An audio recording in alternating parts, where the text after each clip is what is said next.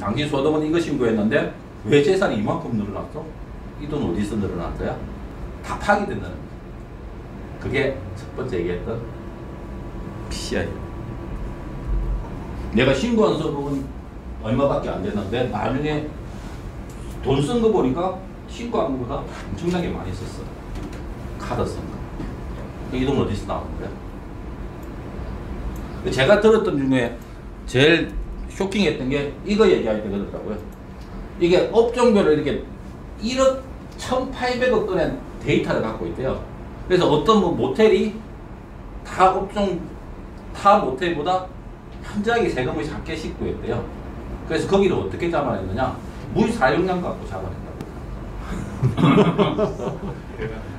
저도 그 얘기도 되게 했을 물이 모텔이면 평균적으로서는 한 달에서는 물량이 있을 거 아닙니까? 어느 정도의 물량이 있을 거 아닙니까? 그 비슷한 물량인데 매출이 너무 작아. 그거에 갖고 파악을 한다 그래요. 이 정도 물을 썼으면 이 정도 고객이 들락날락 했다는 얘기고, 그 다음 매출은 이 정도 돼야 되는데 니들은 왜 매출이 이거밖에 안 해서 까지도 파악할 수 있는 게 그렇거든요. 그 데이터를.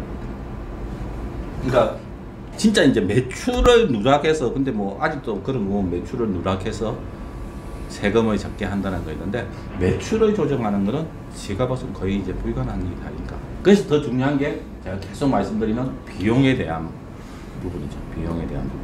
그리고 이 비용에 대한 많은 부분이 아까 15개 정부 지원 사업에 연계가 되는 게 되게 많다는 거죠.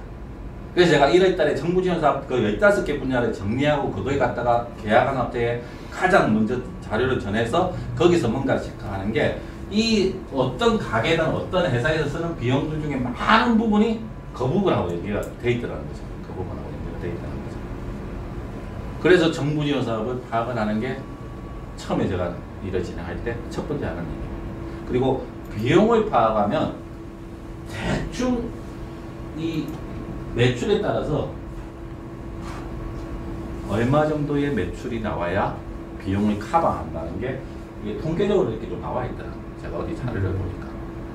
그래서 공과금은 이틀치 매출도 커버가 돼야 되는 게 일반적이고, 인건비는 5일 매출. 그러니까 우리 인건비가 한 달에 얼마가 나가는데 내 하루 매출이 얼마. 5일 매출인데 우리 인건비가 1,000만 원 나가는데 우리 매출이 한 달 하루에 100만 원밖에 안 돼. 그럼 500만 원. 아, 그럼 나는 인건비로 벌써 500만 원은 손해를 보고 있겠구나. 그럼 그 500만 원을 어떻게 커버를 해야 될 건지를 대략 통계적으로 그렇게 체크를 할 수가 있는 부분이 이 부분이라서, 요 비용을, 그런 두 가지 차원에서 비용을 분석해서 정리를 할 필요가 있고요. 세금적인 면에서 비용을 보시면 이 각각의 인건비나 모든 나가는 비중은 적격 등비를 갖춰야 됩니다. 세금 계산서라든지 급여가 나갔으면 급여 신고를 해야 되고, 그러니까 다 정비용을 갖추지 않으면 비용을 썼더라도 비용을 하나도 인정을 못 받게 되는 거죠. 조금 구체적으로 보시면 이런 복리후생비나 구강 같은 것도 부가세를 매입 공제를 받으려면 이거 다 사업자명령증의 청구서에 기재를 요청을 해야 됩니다. 이거 안 하시는 가장 사업자분들 많으시더라고요. 얘기를 해주시면 되세요. 그래야 그 비용으로는 떠있겠죠. 소득세는 그게 떠있겠지만, 그게 부가세까지 한 거, 매입을 해서 부가세까지 한 걸 받으려면 그거도 사업자명령이 기재가 돼야지 비용을 받는다는 거죠. 그 다음에 공과금도 마찬가지고 통신요금도 마찬가지고, 가게에서는. 네. 이런 거 하나하나가 다 매입 공제를 받느냐 안 받느냐 비용이잖아요. 그리고 세금하고 얘기가 되잖아요. 네. 그리고 이건 뭐 잘 아시겠지만 결혼 청첩장이나 부고장, 초대장 이런 거 한 건당 20만 원으로 비용 인정 다 받으니까 카카오톡 문자 온 거라든지 이런 거 캡처해갖고 세무사한테 주면 비용을 다 뺄 수가 있는 거예요. 이런 것들도, 그래서 제가 이런 자료 같은 경우 이제 정기 구독 서비스나 이런 거로 해서 그 계약한 분이나 이런 분들한테 자료를 보내드립니다. 원천 징수 있는데, 원천 징수는 조금 헷갈려 하시는 분들이 있으시더라고요. 원천 징수로. 그러니까 우리가 아이바도 뭐든 급여를 주면 급여를 주는 사람이 신고해야 되는 게 원천 징수입니다. 원천 징수입니다. 그러면 급여 줄 때 우리가 흔히 3.4% 뛴다고 얘기를 하지 않습니까? 사업소득 같은 거 3.4% 뛴다고 얘기를 하는데 이것도 사업소득이 있고 기타소득이 있습니다. 그래서 기타소득은 8.8%가 원천 지급되는 게 맞고요. 그래서 제가 강공수에 갔을 때 작년에 뭐 서울시 자영업반장이라든지 이렇게 서울시에서 활동하는 거 이런 거 하면 3.4%를 뛰지 않고 8.4%를 뜁니다. 뛰고 나옵니다.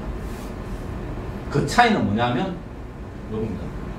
어차피 이 사업소득인은 제가 소속돼 있는 게 아니고 그러니까 급여관계로 돼 있는 게 아닌 거는 사업소득인데 그 사업소득인데 어떤 한 회사에 돼갖고 장기적으로 나오지 않습니까? 제가 어디 가서 강의를 했다. 그냥 일시적으로 한번 뭔가 한 거지 않습니까? 그건 기타 소득입니다.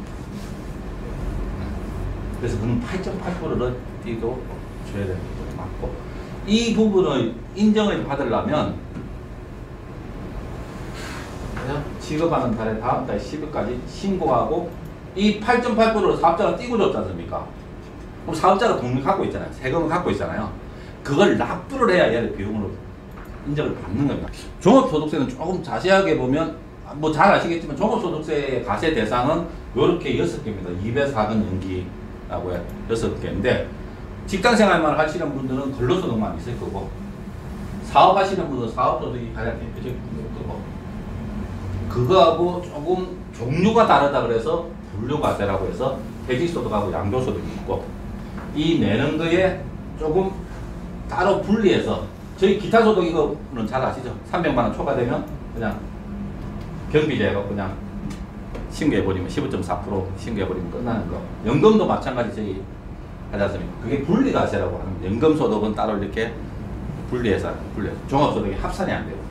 그리고 여기 투자하시는 분이나 이런 분들은 이런 분들도 있겠죠. 금융소득.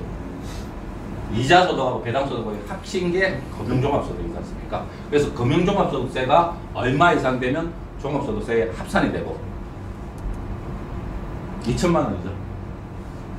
2천만 원까지는 이자소득세 15.3%만 내면 되고 이 이상이 되면 합산해서 종합소득세 구간에서 같이 합산해서 종합소득세를 내게 되는 거예요. 그래서 가끔씩 그냥 정말 기본적인 질문을 하시는 분들이 있는데 소득에 그냥 세금을 매기는 거라고 생각을 얘기를 하시는 분들이 있는데 요게 소득이고요.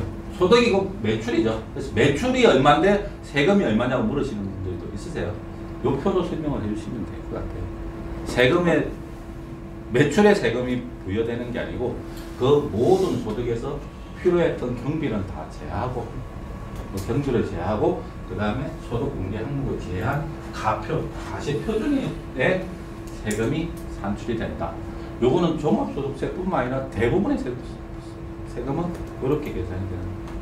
상속세도 마찬가지고 상속세도 상속 금액 크기에다가 세금을 때리는 게 아니고 거기서 공개 항목을 다 빼고 처리하는 거고 이제 여기 법인 전환 하시는 분들이 이 부분 때문에 법인 전환에 많이 고민을 하시는 것 같아요.